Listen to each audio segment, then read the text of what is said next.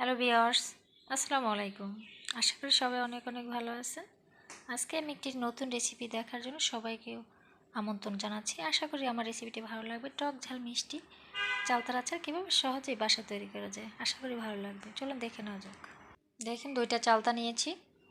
আমি এটাকে কেটে ভালো করে ধুয়ে নিয়ে কেটে নিয়ে চলে আসছি। দেখুন কেটে নেওয়া হয়ে গেছে। এখন পানি দিয়ে কিন্তু ভালো করে আমি ধুয়ে নিয়েছি। এখানে নিয়েছি আমি একটি পাত্রে আমি চালতাগুলো ঢেলে দিচ্ছি। ঢেলে আমি হাফ চামচের মতো হলুদ গুঁড়ো দিয়ে দিচ্ছি, 1 চামচের মতো লবণ, 1 কাপের মতো পানি দিয়ে আমি এটাকে সিদ্ধ করে নিচ্ছি। 2 থেকে 3 মিনিটের মতো সিদ্ধ করে নিয়েছি। একটা ঢাকনা দিয়ে ঢেকে নিচ্ছি। হয়ে গেল আমার চালতার এটা সিদ্ধ করা। দেখুন হয়ে গেছে, কিন্তু পানিটা টেনে গেছে। এখন এগুলোকে আমি উঠিয়ে ঠান্ডা করে নেব। ঠান্ডা করে নিচ্ছি। দেখুন ঠান্ডা হয়ে গেছে। এখন আমি এটাকে একটা সাহায্যে আমি ছেঁচে নিচ্ছি। আপনারা চাইলে শিলপাটাও ছেঁচে নিতে পারেন। ছেঁচে নিচ্ছি। দেখুন সবগুলো এইভাবে করে ছেঁচে নিচ্ছি। এখন চলে যাব আমি বানাতে। এখানে হাফ কাপের মতো তেল দিয়েছি। হাফ কাপের মতো তেলটা গরম হলে আমি এখানে 4 থেকে 5টি শুকনো মরিচ দিয়ে দেবো। আপনারা ঝালটা বুঝে দিবেন, যে যেরকম ঝাল খান সেভাবে দিয়ে নেবেন। বেশি দিতে পারেন, কমও দিতে পারেন। এখন মরিচটাকে একটু আমি ভেজে নেব তেলে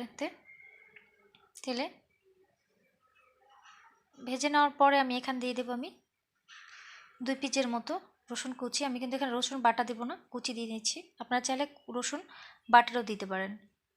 এখানে আমি কুচি করে দুই মতো দিয়ে নিচ্ছি। দিয়ে আমি রসুনটা একটু হালকা ভেজে নিচ্ছি। ভেজে নেওয়ার পর আমি একটু মশলা দিয়ে দেবো।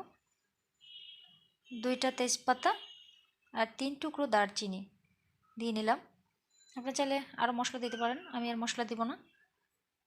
এখন একটু ভেজে নিয়ে আমি এখানে দিয়ে দিচ্ছি 1 টেবিল চামচের মতো সরিষার বাটা। এখানে কিন্তু আমি সাদা সরিষাটা ব্যবহার করেছি, আপনারা চাইলে লাল সরিষাটাও ব্যবহার করতে পারেন। এখন একটু ভেজে নিয়েছি।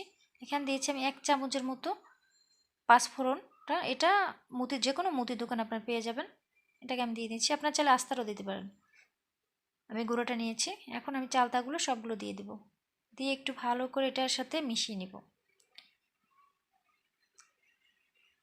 ভালো করে এর সাথে মিশিয়ে নিচ্ছি। আমার রেসিপিটি দেখে যদি বাসায় ট্রাই করুন, আশা করি অনেক মজা হয়েছে চালতাটা। আসলে দেখুন ভালো করে মিশিয়ে নিচ্ছি।